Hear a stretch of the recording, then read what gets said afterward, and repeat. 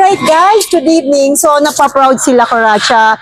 Bakit? Siyempre, nakakita ako nung maliit pa ako ha, kung saan ako madalas sumakay ang jeep. So hindi man natin sinasabi, ang jeep is, ay wag na jeep, walang kwenta kasi mainit. No. Look at this, oh, sobrang ganda. Feeling ko nga eh, parang dito na ako gustong tumira. Imagine mo, oh. Masakay pa lang ako. Maganda na ang aura. Dahil yan sa Colombian Manufacturing Corporation na gumawa po ng makabagong jeep ngayon. O, diba? So, moderno in short. Eto kasi, pwede mo nang lahat gawin. Alam mo din, ang gusto ko lang din eto lang din ang mensahe ko.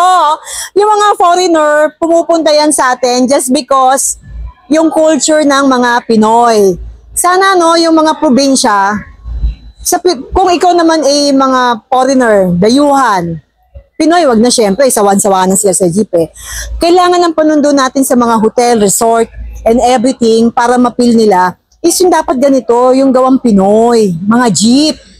Yun naman exclusive eh. Sana yan, may magkaroon tayo ng programa para dun sa mga foreigner na pumupunta sa Pilipinas para lang makita ang culture ng Pilipinas, paggamit natin yung sariling atin, which is yung ating jeep. Tama po ba?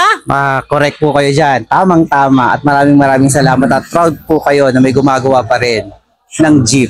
Sobrang proud ako. Proud din po ako. Okay? Tangkilikin natin yung ating, kung ano man ang meron tayo. Tangkilikin natin kung ano ang ating gawa. Ipagmalaki natin because tayo ay isang Pinoy. Pinoy ako, Pinoy tayo, Pinoy tayong lahat. Atin to. Alright! Ang gusto nila Karacha.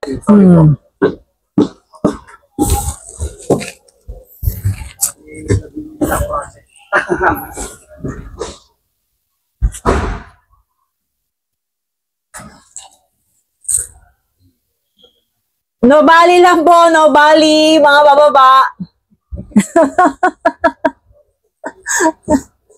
Ang ganda. Ang ganda, pwede na ito sa camping eh. At least gawang Pinoy, di ba? Opo.